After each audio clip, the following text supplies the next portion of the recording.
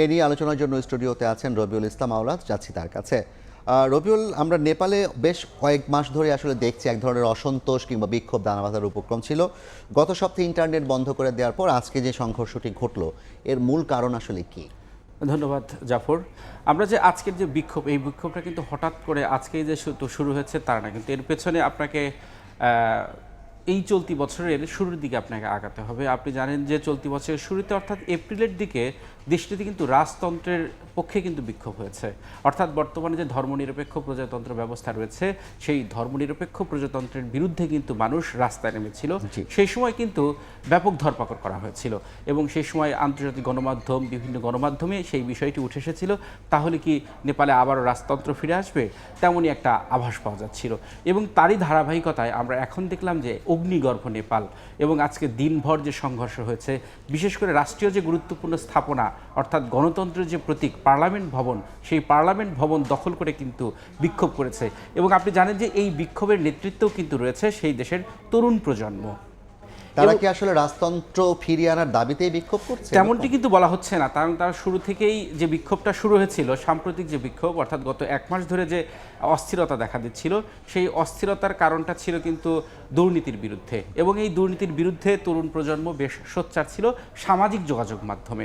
অর্থাৎ রাজপথে আসার আগে তারা কিন্তু সামাজিক যোগাযোগ মাধ্যমে সরকারের বিরুদ্ধে সমালোচনা করছিল এবং বিভিন্ন আর্টিকেল লিখছিল এবং সব কিছু করছিল। যখন সরকার দেখতে পেল যে সামাজিক যোগাযোগ মাধ্যমে এক সরকারের বিরুদ্ধে একটা জনমত তৈরি হচ্ছে, তখনই কিন্তু সব ধরনের সামাজিক যোগাযোগ মাধ্যম বন্ধের উদ্যোগ নিয়েছিল কেপি পরিস্থিতি কি? আমার কাছে কিছু তথ্য আছে, আমরা সেগুলো একটু দেখে নিতে চাই। যে বর্তমানে যে সংঘর্ষ, আজকে কিন্তু রাতভর সংঘর্ষ হয়েছে। আপনাকে আমি যে কথাটা বললাম যে দুর্নীতি বিরোধী আন্দোলন থেকে বিক্ষোভের সূত্রপাত, কিন্তু যখন সামাজিক যোগাযোগ মাধ্যম বন্ধ করে দেওয়া হলো, তখন কিন্তু ক্ষোভে ফুটে উঠেছে, ক্ষুব্ধ হয়েছে তরুণ প্রজন্ম অর্থাৎ জেনজি যেটা বলা হচ্ছে। কারণ আপনি জানেন যে সামাজিক যোগাযোগ মাধ্যম শুধু কেবল বিনোদন বা বিভিন্ন কারণেই নয়, এটি কিন্তু একজন যে ক্ষুদ্র উদ্যোক্তা রয়েছে নেপালের, যারা অনলাইন ব্যবসা করেন, তারাও কিন্তু সরকারের বিরুদ্ধে ছিল। এবং যারা এখন ওইখানে নেপালের যে তারকা অর্থাৎ যারা সোশ্যাল মিডিয়ার ইনফ্লুয়েন্সার রয়েছে, তারাও কিন্তু এই বিক্ষোভের সমর্থন জানিয়েছে। আরও কিছু তথ্য আছে যে সবচেয়ে বেশি হতাহত হয়েছে কিন্তু কাঠমান্ডু। আপনি জানেন যে নেপালের রাজধানী যে পার্লামেন্টে যে সংঘর্ষ হয়েছিল, সেই সংঘর্ষ শুরুর পর কিন্তু আজকেই কাঠমান্ডুর পাশাপাশি অন্যান্য যে শহর রয়েছে সেই শহরগুলোতেও আন্দোলন শুরু হয়। এবং এরই মধ্যে এই সহিংসতার জেরে দেশ জুড়ে নিরাপত্তা জোরদার করা হয়েছে, কারফিউ জারি করা হয়েছে, সেনাবাহিনী মোতায়েন করা হয়েছে, শিক্ষা প্রতিষ্ঠানও বন্ধ করা হয়েছে। শিক্ষা প্রতিষ্ঠানও বন্ধ। একটু জানাবেন যে আমরা বলছি যে শ্রীলঙ্কা এবং বাংলাদেশের পর নেপালে এরকম বিক্ষোভ শুরু হয়েছে, বাংলাদেশ এবং শ্রীলঙ্কার যে আন্দোলন ছিল কিংবা অভ্যুত্থান ছিল, তার সাথে নেপালের এই আন্দোলনের মিল কিংবা অমিল কোথায়? আসলে মিল, আমরা জানি যে বাংলাদেশে বৈষম্যের বিরুদ্ধে অর্থাৎ বৈষম্য বিরোধী যে আন্দোলন ছিল, তার প্রেক্ষিতে কিন্তু আন্দোলন শুরু হয়েছিল। এবং নেপালেও কিন্তু দুর্নীতির, শ্রীলঙ্কায় যে আন্দোলন শুরু হয়েছিল, সেই যে শ্রীলঙ্কায় কিন্তু দুর্নীতির বিরুদ্ধেই প্রথমে আন্দোলন শুরু হয়। ঠিক সেইভাবেই আপনি যদি বলেন, তাহলে নেপালেও ঠিক একই রকমভাবে কিন্তু আন্দোলনটা শুরু হয়েছে সরকারের বিরুদ্ধে। এর মধ্যে এই আন্দোলনের কিন্তু প্রথম দিন যে উত্তপ্ত পরিস্থিতি, তারই মধ্যে কিন্তু নেপালের যে প্রধানমন্ত্রী তার পদত্যাগের দাবি করেছে বিরোধী দলগুলো। এবং এরই মধ্যে করণীয় ঠিক করতে, পরবর্তীতে সরকার যে কি করবে সেই ঠিক করতে উচ্চ পর্যায়ের বৈঠক শুরু হয়েছে, যে এই বিক্ষোভ কীভাবে তারা দমন করবে বা তারা কি সিদ্ধান্ত নেবে। সেজন্য এরই মধ্যে আমরা যতটুকু জানি যে এই মুহূর্তে আমি যখন আপনার সঙ্গে কথা বলছি, তখন এই বিক্ষোভ চলছে আর নিরাপত্তা জোরদার।